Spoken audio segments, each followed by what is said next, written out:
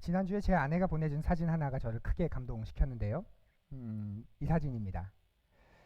예, 주보에도 나와 있는데 셋째 윤담이가 아침을 만들고 있는 장면입니다. 어, 이 사진을 보면서 혹시 아동학대 그런 걸 생각하는 분 안 계시겠죠? 예, 요즘 하도 세상이 험해지기도 하였고 또 윤담이가 뭐 입양으로 가족이 된 사랑하는 아들이기 때문에 혹시 또 그렇게 우스갯소리로라도 말할 분이 계실지 모르겠는데 이 사진은 아이가 자라는 것을 보여주는 감동적인 사진입니다. 자기가 아침을 만들어 보고 싶다고 그래서 엄마에게 주고 싶다면서 고사리 같은 손으로 꼼지락꼼지락 거리는 그 모습입니다. 제가 왜 감동한지 아시겠죠? 네가 언제 이렇게 컸니 하는 고마움과 신비하기까지 한 감동이었습니다. 그러고 보면 한 개인이든 또 가정이든 회사든 그 속에 있는 구성원이 건강하게 성장하면 언젠가부터는 자기가 속한 공동체를 돌아보고 챙기고 신경 쓰고 염려하고 또 더 나아가서는 자기가 해야 할 몫을 찾아갑니다. 이거 매우 자연스러운 모습이지요. 교회도 그렇습니다. 교회 내 구성원들 하나하나가 건강하고 바르게 성장하면 당연히 속해 있는 공동체를 어떻게 잘 섬길 수 있을까? 어떻게 이곳을 하나님 나라 공동체다운 그런 곳으로 되게 할까? 그렇게 생각합니다. 이건 너무나도 지극히도 당연하고 자연스러운 일입니다. 오히려 이런 일이 일어나지 않는 것이 이상하고 매우 특이한 것이죠. 그런데 구성원들 하나하나가 성장하지 않은 상태에서 그들에게 헌신하라고 계속 쥐어짜게 되면 교회에 오는 분들은 부담감만 느끼고 헌신에 걸맞는 성장도 일어나지 않을 겁니다. 그리고 실제로도 잘 섬기지 못합니다. 마치 어린아이에게 이제 좀 가정 좀 생각해, 너도 엄마 아빠 좀 생각해, 집안의 의무를 생각해 라고 말하는 것과 다를 바 없지요. 이 아이는 이해도 못할 뿐더러 할 마음도 없습니다. 그런데 아이가 자라서 어느 순간 예상치 못한 때에 엄마를 걱정하고 아빠도 힘들겠다 그런 말도 안 되는 이야기를 하고 또 아빠가 일하는 회사를 걱정하고 교회를 걱정하는 모습을 보게 됩니다. 그때 우리는 알게 됩니다. 사람은 이렇게 자연스럽게 건강하게 성장하는 것이 참 중요하구나 라고 말이죠. 지난주까지 교회를 세운다는 큰 주제를 가지고 성경이 말하는 공동체에 대해서 우리가 살피고 있습니다. 공동체에 대한 하나님의 청사진, 설계도가 있다는 걸 첫 시간에 말씀드렸습니다. 그 청사진은 성경에 나온다는 것이고 바로 그 공동체는 하나님의 가족, 그리스도의 몸, 성령의 전. 계시니까 한번 시켜볼까요? 세 가지가 뭐였죠? 청사진이 하나님의 가족, 그리스도의 몸, 성령의 전. 괜히 시켰습니다. 예, 그 청사진이 성경에 나오고 그걸 이루기 위해서 하나님께 세우신 지도자 그룹이 있었고 그 지도자 그룹을 중심으로 영적인 분별과 또 건강한 민주적 절차에 의해서 중요한 것들이 잘 결정되어야 합니다. 그리고 이런 지도자 그룹은 하루아침에 이루어지는 것이 아니라 지난 시간에 말씀드린 것처럼 지속적인 낮아짐을 통해서 예수 그리스도 닮은 그 섬김의 삶을 통해서 가능해지고 또 세워지는 겁니다. 이것이 세상과는 다른 방식의 삶이었습니다. 이렇게 성장한다는 것이 감사한 일이긴 하지만 섬긴다는 일이 우리의 본성을 거스르는 것이기도 합니다. 다른 사람이 나를 섬겨주길 바라지 우리가 다른 사람을 섬기고 우리는 더 낮아져서 더 많이 자기 자신을 내어준다. 그리 달갑지 않습니다. 그렇죠? 별로 동의하지 않으시네요. 이렇게 여쭤볼까요? 여러분 배우자를 섬기는 게 기쁘세요? 배우자로부터 섬김을 받는 게 기쁘세요? 그렇죠? 내가 죽을 때까지 당신을 섬기리라 그런 마음 없으시죠? 당신이 죽을 때까지 나를 섬겨야 돼. 내가 이 정도 했는데. 이게 우리의 본성입니다. 그러니 내가 낮아져서 더 많이 내 자신을 퍼준다는 것 달갑지 않습니다. 그리고 교회는 그래서 기업도 아니고 비즈니스도 아니고 사업도 아니라는 말씀드렸지요. 굳이 교회를 이 세상에 있는 조직으로 설명하려고 한다면 협동조합, 근데 굉장히 특이한 협동조합이다 그렇게 말씀드렸습니다. 이해하세요? 네. 이런 우리에게 예수님께서는 섬김의 삶을 보여주셨고 우리에게 세상의 방식과는 다르게 살 것을 부탁하셨습니다. 지난주의 말씀이 그러나 너희 중에는 그렇지 아니하니 세상은 이렇지만 그런데 너희 사이에서는 그러면 안 돼. 그렇게 우리가 살 때 공동체가 세워지고 우리가 성장하게 되는 겁니다. 오늘은 그렇게 우리에게 섬김의 삶을 보여주신 예수님의 모습을 살펴보려고 합니다. 예수님은 어떻게 그렇게 사실 수 있으셨을까요? 죽기까지 낮아지셨고 그 생명 우리에게 내어주셨고 종으로 하인으로 우리를 섬겨주셨는데 예수님은 어떻게 그런 삶을 사실 수 있으셨을까요? 이게 우리의 질문입니다. 이렇게 질문하면 그렇게 대답할 분이 계실지 모르겠습니다. 예수님은 하나님이시니까요. 예. 근데 그렇게 답을 하면 삶이 굉장히 고달파집니다. 힘들어지고 어려워집니다. 그리고 그 답은 결국 그런데 나는 예수님이 아니니까 그러면서 내가 하는 게 다 정당화됩니다. 우리 한번 그래서 그 부분을 살펴보지요. 어떻게 예수님은 죽기까지 낮아지실 수 있으셨을까? 그리고 우리도 어떻게 하면 그 예수님을 닮아가는 성숙한 삶을 살아갈 수 있을까? 오늘 말씀 속에서 발견해 보려고 합니다. 오늘 말씀은 빌립보서 2장 5절에서 11절까지의 말씀인데요. 굉장히 유명한 구절입니다.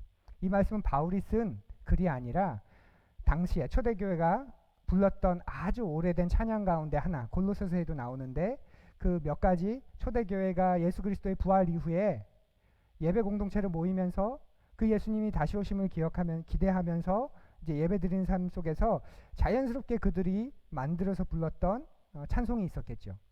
그 가장 오래된 초대교회 찬송 가운데 하나, 그게 바로 빌립보서 2장 5절에서 11절까지 나오는 이 글입니다. 바울이 빌립보서를 쓰면서 빌립보 교인들이 그 부르고 있는 그 찬송을 다시 가르쳐주면서 너희들이 이런 찬양을 부르고 있지 않냐, 이 고백에 따라 그러면서 지금 목양을 하고 있는 겁니다. 그런 이해를 가지고 우리 2장 5절에서 9절까지만 우리가 함께 낭독하지요.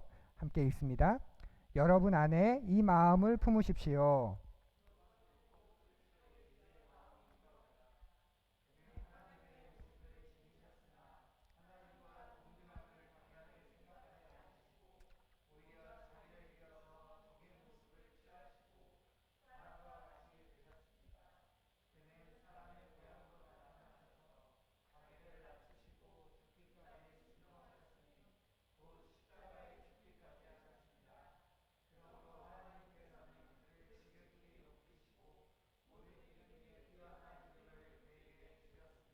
아멘.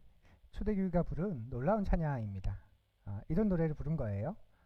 저 아파요, 저 위로해 주세요, 그런 노래 안 부르고 당시 로마 핍박 가운데에서 3류 시민, 1류 시민은 로마 시민권을 가진 사람들, 2류 시민은 로마가 식민지한 그 나라들 가운데 좀 강한 그런 사람들, 그리고 3류 시민은 아무런 로마의 가치가 없는 그냥 노예로서만 존재할 수밖에 없는 그런 사람들이죠. 그런 3류 시민 취급을 당하던 그리스도인들. 왜냐하면 시저가 주가 아니라 그리스도가 참된 주다. 그래서 자신들의 주를 그리스도라고 고백했기 때문에 로마로부터 그 어떤 보호도 그 어떤 혜택도 받을 수 없는 그런 3류 시민들이었던 그리스도인들이 우리의 삶이 고단합니다, 우리의 삶이 힘듭니다, 우리를 좀 위로해 주십시오, 그런 찬양을 부른 게 아니라 우리를 구원하신 그 참되신 구주, 그분이 어떤 분이신가, 그분을 찬양하는 노래를 부르면서 그 핍박의 세월을 견뎌냈습니다. 초대교회는 이 노래를 통해서 예수님께서 얼마나 낮아지셨는지, 그리고 그렇게 낮아진 예수님을 하나님께서 승귀 얼마나 높여주셨는지를 아름답고도 짧게 불렀습니다. 다음에 빌립보서 강해를 하게 될 때 이 부분을 좀 깊이 있게 살피면 좋겠는데 오늘은 이 노래 안에 담긴 중요한 흐름 한 가지만 좀 짧게 살펴보려고 합니다. 이 노래에는 동사들이 여러 나오는데 흔히 우리가 본동사라고 말하는 가장 주된 동사는 세 가지입니다. 6절에서 생각하지 않으셨다, 그리고 7절에서 자기를 비웠다, 그리고 8절에서 낮추셔서 순종하셨다. 이 세 가지입니다. 8절은 낮추셨다, 순종하셨다. 문법적으로는 두 개로 나눌 수도 있지만 의미적으로는 뭐 하나로 보아도 무방합니다. 이렇게 본동사가 크게 세 가지가 있는데 예수님께서 이 땅에 오셔서 그 행하신 그 일을 아주 잘 설명해 주는 그런 표현입니다. 우리 예수님이 이 땅에 오셔서 십자가에서 죽으셨습니다. 자주 말하는 것처럼 예수님이 이 땅에 죽기 위해 오셨죠. 그 놀랍고도 고귀한 사명을 어떻게 이루신 것일까? 그냥 오셔서 죽은 게 아니라 일종의 단계들이 있었다는 걸 우리가 이 노래에서 살펴볼 수 있습니다. 그 단계를 통해 자발적으로 예수님이 자신을 우리에게 주시는 거죠. 그 단계를 좀 살펴보면 자신을 우리에게 주신 예수님의 그 시작, 바로 생각으로 시작하신 겁니다.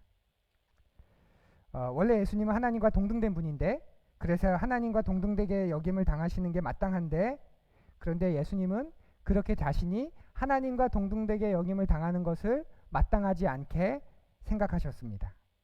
본문을 우리 읽어볼까요? 다 함께. 그는 하나님의 모습을 지니셨으나 하나님과 동등함을 당연하게 생각하지 않으시고, 당연히 예수님 그분이 주장하실 수 있는 권리, 그 본질적인 권리를 본인이 가지지 않으셨다는 것으로 여기셨다, 그렇게 생각하셨다라고 이 노래가 말합니다. 재밌지 않으십니까? 예수님조차도 그 놀라운 삶의 어떤 성취, 그 놀라운 삶의 시작을 생각에서부터 하셨다는 겁니다. 굉장히 중요한 부분을 가르쳐 준다고 봐요. 예수님은 왜 이런 생각을 하셨을까?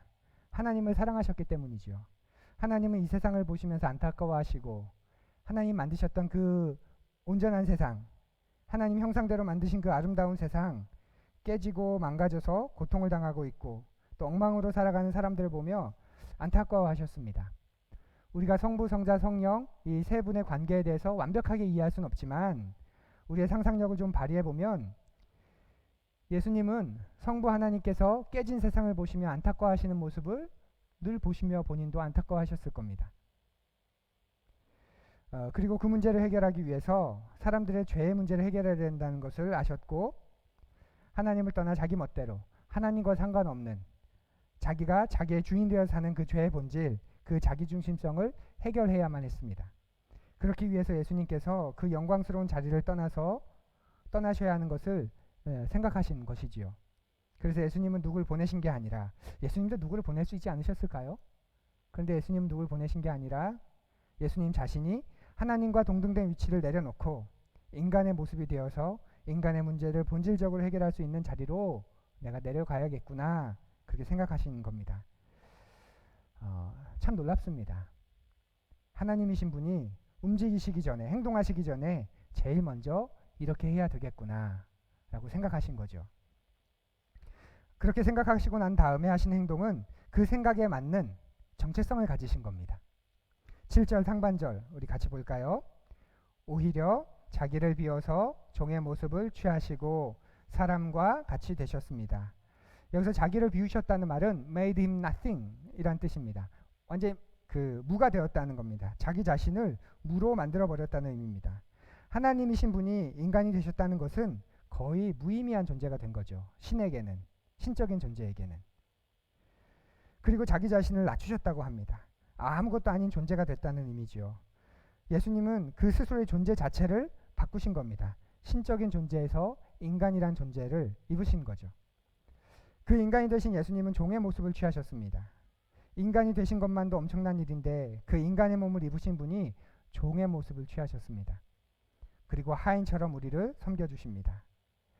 이렇게 예수님은 저 깨진 세상, 저 망가진 인간들에게 이런 게 필요해 라고 생각만 하신 게 아니라 그 생각에 맞는 정체성을 본인이 취하시기로 하십니다. 그리고 취하셨습니다. 이것이 하나님이 우리에게 보여주신 놀라운 사랑이기도 하고 우리가 따라야 할 놀라운 통찰력을 가르쳐 줍니다. 사랑하는 푸른 여러분, 생각만으로 세상을 바꿀 수 없습니다. 생각만으로, 죄송하지만 여러분의 가정 바꿀 수 없습니다. 생각만으로 교회 바꿀 수 없습니다. 하나님조차도 생각하시고 그 생각에 맞는 존재가 되셨습니다. 그 생각에 맞는 신분을 취하신 거죠. 그 생각에 맞는 정체성을 가지신 거예요. 그래서 하나님은 종이 되셨습니다. 생각만 하는 것 정말 위험하지요. 지식인들에게도 그렇고 신앙인들에게도 그렇습니다. 흔히 생각하면 그게 다 자기 거라고 생각해요. 그렇게 여깁니다. 나 생각하고 있었어. 나 알고 있었어. 나 그렇게 동의하고 있었어. 나 그렇게 여기고 있었어. 하지만 생각에 걸맞는 자기의 신분, 자기의 존재, 자기의 정체성까지 발전하지 않으면 그저 머릿속에만 있는 개념일 뿐입니다. 망상, 허상, 공상 이런 것과 뭐가 다를까요?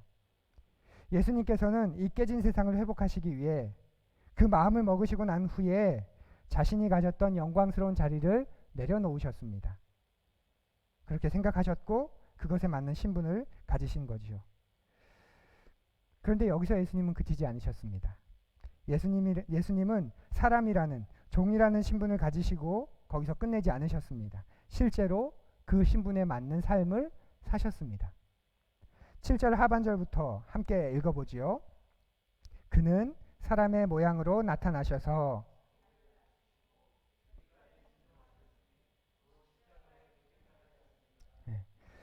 예수님께서 사람들을 우리를 위해 하신 헌신이 참으로 놀랍지 않습니까?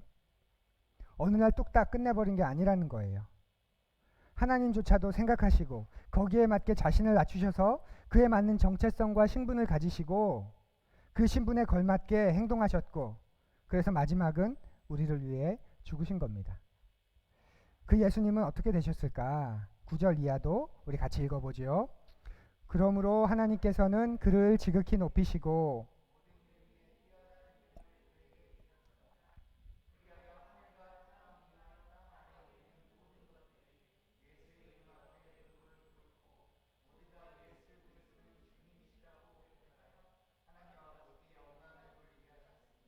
아멘.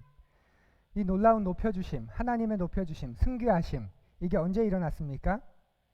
그 높은 곳에서 밑바닥으로 완전히 내려오시고 난 다음에 하나님이 그분을 지극히 높이셨다고 이렇게 말합니다.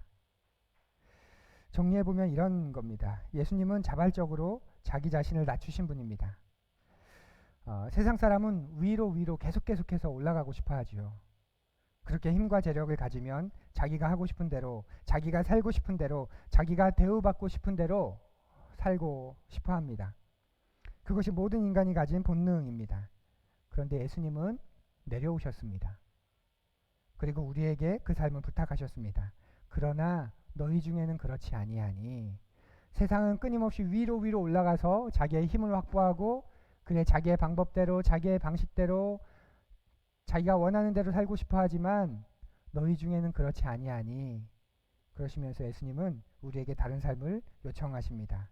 나도 사람들을 살리기 위해 나의 목숨을 노예의 몸값으로 주기 위해 이 땅에 왔는데 너희도 나처럼 그렇게 내려가는 삶을 살았으면 좋겠다. 그러면 하나님이 지극히 너희를 높이실 것이다 라고 가르쳐 주십니다. 이 놀라운 삶의 과정이 오늘 우리가 살핀 것처럼 생각하셨고 거기에 걸맞게 자기의 정체성을 가지셨고 그 정체성에 걸맞게 행하심으로 이루신 일입니다. 이것을 자발적으로 이 흐름을 자발적으로 하신 거지요.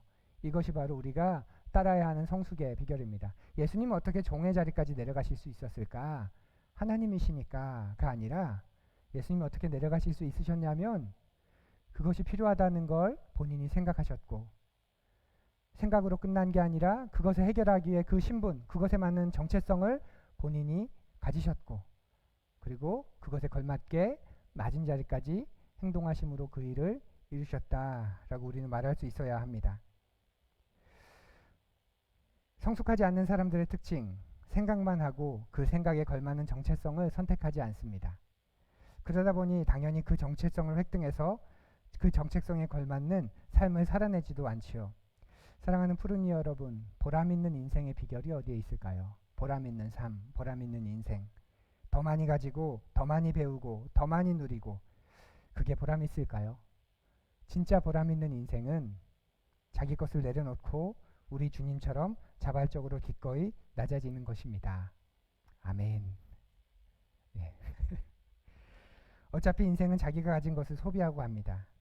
우리는 죽을 때 우리가 다 쓴 것이건 아꼈던 것인 그걸 다 버리고 가야 합니다.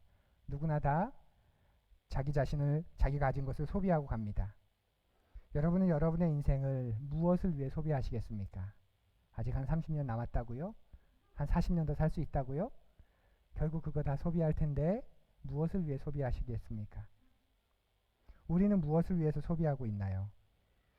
결국은 우리가 가진 것들을 다 소비하고 갈 텐데 놀랍게도 그리스도인들은 자기 자신을 소비하는 것을 통해서 하나님을 사랑하고 세상 사람들을 사랑하고 세상과는 다른 방식의 삶이 작동하는 하나님의 가족, 그리스도의 몸, 성령의 전을 세웁니다. 그리고 그 삶 속에서 즐거움과 기쁨을 누리고 삶의 의미와 보람을 만끽합니다. 우리는 그 부르심을 받은, 그 부르심을 입은, 그 놀라운 부르심을 먼저 경험한 그런 사람들입니다. 바라기는 우리 모두에게 오늘 이 말씀이 깊이 새겨지기를 축원합니다. 너희 안에 이 마음을 품으라. 곧 그리스도 예수의 마음이니 이 마음을 가지고 평생을 살아가는, 그리고 주님을 닮아 살아가는 생각으로만 그치지 않고 그 생각에 걸맞는 정체성과 신분을 갖고 거기에 걸맞는 삶을 살아가면서 주님을 닮았더라, 주님과 같아졌더라, 그런 칭찬과 그런 영광을 경험하고 나타내는 우리가 되기를 간절히 고대합니다. 우리 조용히 다 함께 고백의 기도 드립시다.